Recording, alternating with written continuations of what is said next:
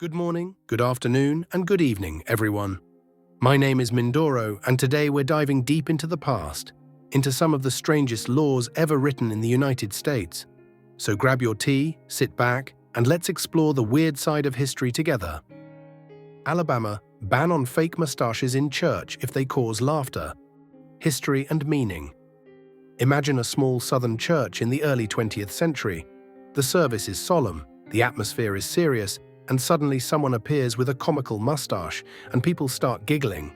According to one version, a number of communities adopted rules to maintain proper order during services, and a ban on unworthy behavior, to which local jokers added fake mustaches that cause laughter.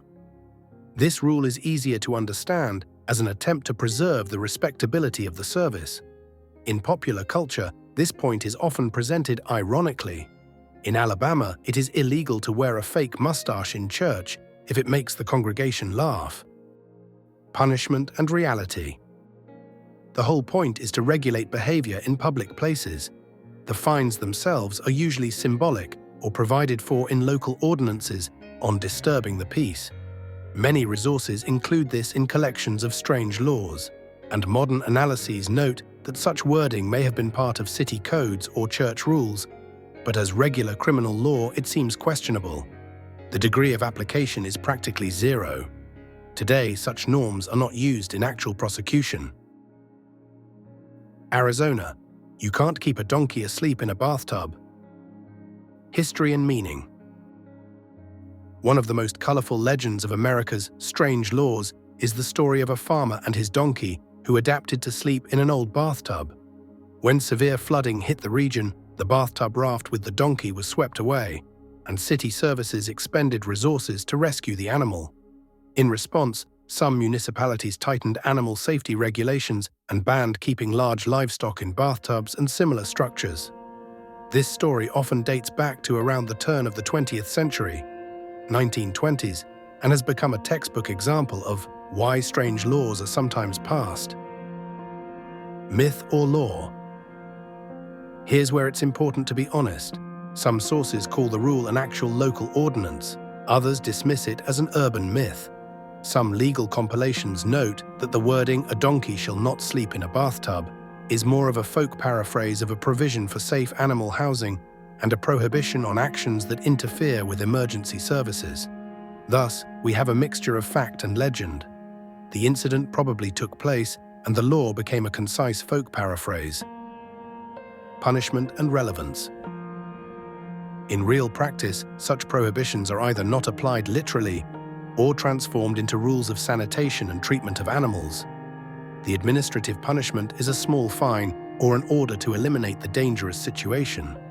Today, it is mostly a curio used in compilations of strange laws. Georgia, you can't carry ice cream in the back pocket of your pants.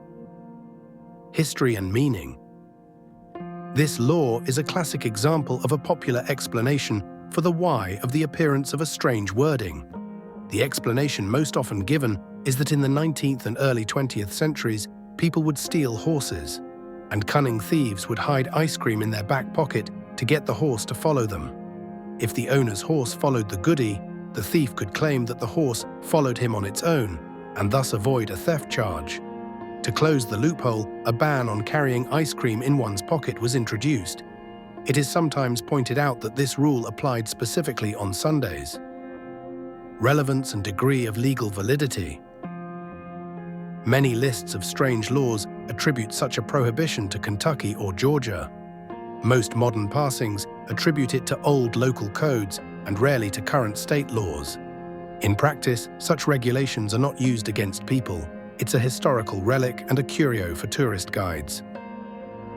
Florida. Unmarried women are not allowed to skydive on Sundays.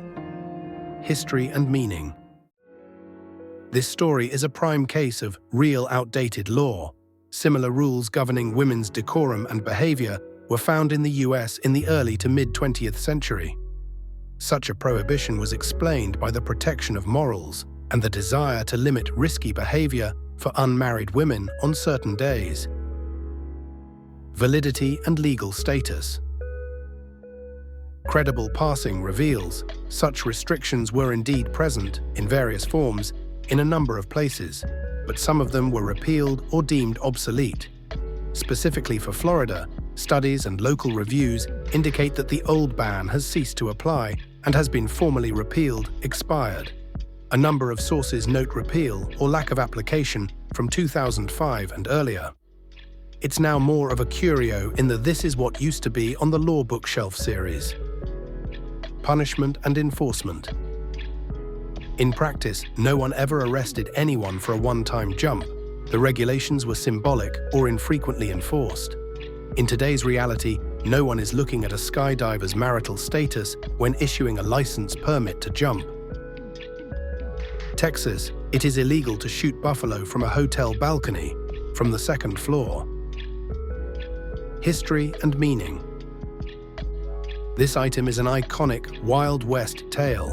It conjures up cowboys on balconies, buffalo in the streets, and a warning: don't shoot from the balcony. The story is tied to a time when huge herds roamed through cities and community safety was governed by localized laws. Myth or reality? There's a straightforward passing on this one.